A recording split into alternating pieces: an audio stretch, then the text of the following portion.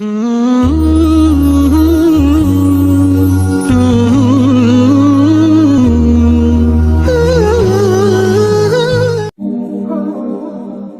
الحمد لله نحمده تعالى ونستغفره ونستهديه ونتوب إليه ونعوذ بالله من شرور أنفسنا ومن سيئات أعمالنا.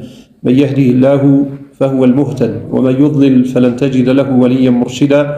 وأشهد أن لا إله إلا الله وحده لا شريك له له الملك وله الحمد وهو على كل شيء قدير.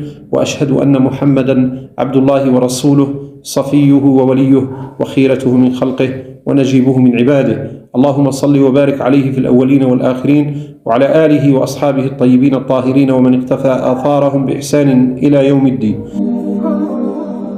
أما بعد أيها الصائمون، السلام عليكم ورحمة الله تعالى وبركاته، وتقبل الله منا ومنكم الصيام والقيام، إنه ولي ذلك والقادر عليه. موضوعنا اليوم حول الإسراف في الطعام في مدرسة الصيام، وهو موضوع من المواضيع التي حذرت منها الشريعة الإسلامية. فالتبذير أيها الصائمون مرفوض بمنطق القرآن الكريم وبمنطق النبي صلى الله عليه وسلم. أما عن القرآن وهو يحذر من هذه الظاهرة ومن هذه الآفة الخطيرة، آفة التبذير، فجعل المبذرين إخوانا للشياطين، بمعنى من يبذر في الطعام ومن يسرف في الطعام أخا للشيطان والعياذ بالله. ولا يليق بك أيها الصائم أن تنزل إلى هذه المرتبة الدنيا وإلى هذا الحضيض، أن يصبح المسلم الصائم بدل أن يرتقي في الطاعات فيعيش في عالم الملائكة، ينزل بإسرافه في الطعام إلى دركات الشياطين والعياذ بالله. قال سبحانه: بسم الله الرحمن الرحيم: ولا تبذر تبذيرا إن المبذرين كانوا إخوان الشياطين وكان الشيطان لربه كفورا. فمدرسة الصيام هي مدرسة التقوى والقرب من الله سبحانه وتعالى. الله عز وجل في القرآن الكريم وهو يتكلم عن الغاية من الصيام قال: بسم الله الرحمن الرحيم: يا أيها الذين آمنوا يا أهل الإيمان يا من رضيتم بالله ربا وبالإسلام دينا وبمحمد صلى الله عليه وسلم نبيا ورسولا، كتب عليكم الصيام كما كتب على الذين من قبلكم لعلكم تتقون. فلم يقل لعلكم تأكلون أو تشربون أو تسرفون في الطعام والشراب أو تكثرون من الصحون في رمضان، إنما قال لعلكم تتقون. هل هذا يعني أننا لا نأكل ونشرب؟ لا، الإسلام دين الوسطية والاعتدال والتوازن.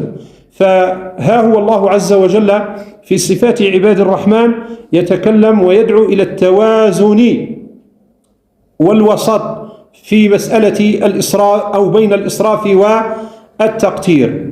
قال سبحانه وهو يتكلم عن صفات عباد الرحمن: والذين إذا أنفقوا لم يسرفوا ولم يقتروا وكان بين ذلك قواما. والنبي عليه الصلاة والسلام يتكلم عن المعدة فيقول فيما معناه: إن شر وعاء يملأه ابن آدم بطنه بحسب امرئ لقيمات يقمن صلبه، فإن كان ذلك لا محالة فثلث لطعامه وثلث لشرابه وثلث للهواء. وما نراه أيها الصائمون من رمي للأكل بأنواعه وأشكاله المختلفة، ومن رمي للخبز، والنبي عليه الصلاة والسلام ورد عنه في الحديث الصحيح: أكرموا الخبز. ونحن أيها الصائمون نرى الخبز بأم أعيننا يرمى في القمامة أعز الله أقداركم.